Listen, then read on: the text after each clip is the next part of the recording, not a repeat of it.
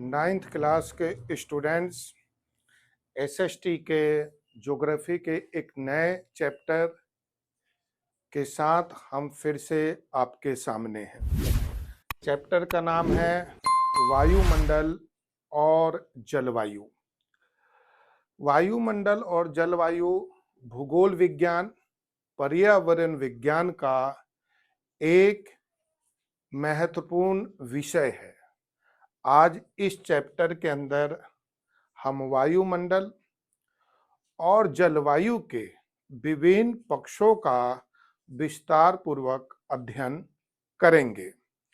सबसे पहले हम वायुमंडल के संगठन के बारे में पढ़ेंगे कि वायुमंडल के संगठन में कौन कौन सी महत्वपूर्ण गैसें हैं और उनका क्या योगदान है।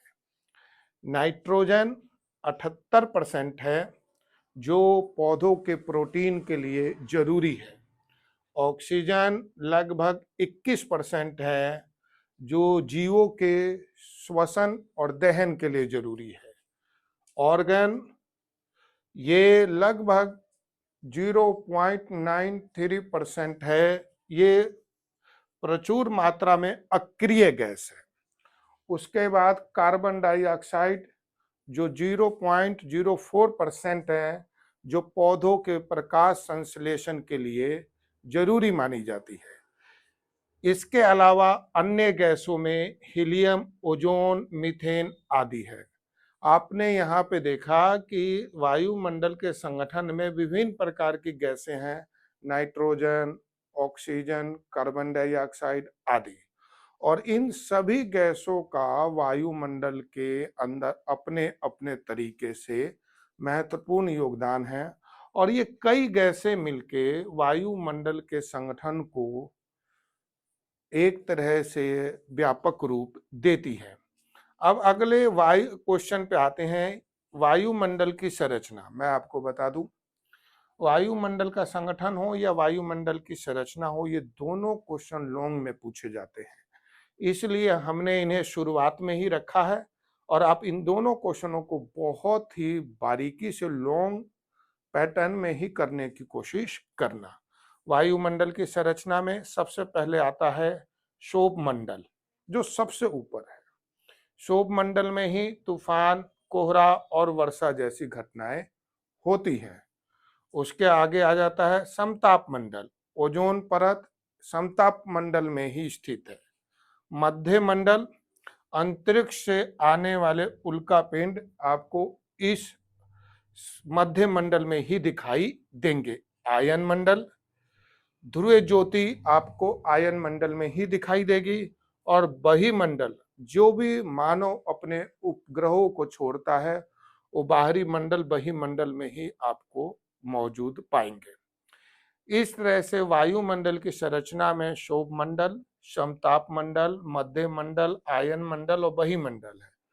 और ये जितनी भी मंडल है, 1, 2, 3, 4, 5, क्षोभ मंडल, समताप मंडल, मध्य मंडल, आयन मंडल, बहिमंडल, इन सब की क्या क्या उपयोगिता है और इन सब के परत में क्या क्या चीजें स्थित है, उसके बारे में हमने यहाँ पे बताने की कोशिश की है, और ये इसका बहुत ही इम्पोर्टेंट पार्ट है। साथ में मैं ये भी बता दूं कि वायुमंडल की संरचना आप जब भी करें, आप ये भी जरूर एक बार पढ़ लें कि कौन सा मंडल कितनी ऊंचाई पे स्थित है और उसकी और भी क्या उपयोगिता है। अगले क्वेश्चन पे आए तो अगला क्वेश्चन बहुत इंपॉर्टेंट है कि वैश्विक तापमान का जलवायु पे क्या प्रभाव पड़ता है। देखिए, वैश्विक जो तापमान है, आप उसे ग्लोबल वार्मिंग भी कह सकते हो। वनों की कटाई, जनसंख्या की बढ़ोतरी, प्रदूषण, औद्योगिकरण, कई ऐसे कारक हैं जिन्होंने वैश्विक तापमान या ग्लोबल वार्मिंग की समस्या पैदा की है। ग्रीन हाउस का प्रभाव तेजी से बढ़ रहा है, जिसके कारण बेमौसम बारिश, जिसके कारण चक्रवाती तूफान, जिसके कारण बड़े बड़े ग्लेशियरों का पिघलना, और कई तरह के मानव के ऊपर पर्यावरण के जो कहते हैं प्राकृतिक आपदाएं, ये सभी देखने को आजकल मिल रही है कि हम अपने मानव क्रियाओं के कारण वैश्विक तापमान को बढ़ा रहे हैं, जिसका सीधा प्रभाव जलवायु पे देखने को मिल रहा है। अब हम अगले क्वेश्चन की ओर बढ़ते हैं। क्वेश्चन है मौसम और जलवायु में अंतर। एक तरह से चैप्टर ही इस पे टिका हुआ है। मौसम और जलवायु में क्या अंतर है, आप ये समझ लें कि जो मौसम है वो अल्पकालिक है, कुछ समय का, और जो जलवायु है वो दीर्घकालिक है, लंबे समय का। मौसम जो है वो कभी भी चेंज हो सकता है, क्षण में चेंज हो सकता है, घंटों में चेंज हो सकता है, आधे घंटे में चेंज हो सकता है। लेकिन जलवायु को बदलने में 30 से 50 साल लग सकते हैं, लंबा समय लगता है। मौसम जो है वो वायुमंडल के स्थिति को दर्शाता है, क्या स्थिति होगी, अभी बारिश हो सकती है। और जलवायु जो है वायुमंडल के दशाओं को, क्या इसकी विशेषता है, उसको दर्शाता है। जो मौसम है वो कुछ एक छोटे क्षेत्र तक ही सिमट के रह सकता है, और जो जलवायु है उसका स्तर बड़े स्तर तक, बड़े क्षेत्र तक हो सकता है। अब इस बुक का, सॉरी, इस चैप्टर का सबसे इंपॉर्टेंट क्वेश्चन, मतलब मैं बताऊं तो वायुमंडल और जलवायु का सबसे इंपॉर्टेंट क्वेश्चन पे हम आते हैं। आप इस पे जरूर इस क्वेश्चन को एग्जाम में करके जाएं, क्योंकि ये एक तरह से फिक्स क्वेश्चन माना जाता है जो एग्जाम में आता है। जलवायु को प्रभावित करने वाले कारक, अर्थात भारत के जलवायु को या किसी भी देश के जलवायु को कौन से कारक प्रभावित करते हैं। तो ये बहुत ही आसान क्वेश्चन है और बच्चे इसे टफ कभी भी ना समझे।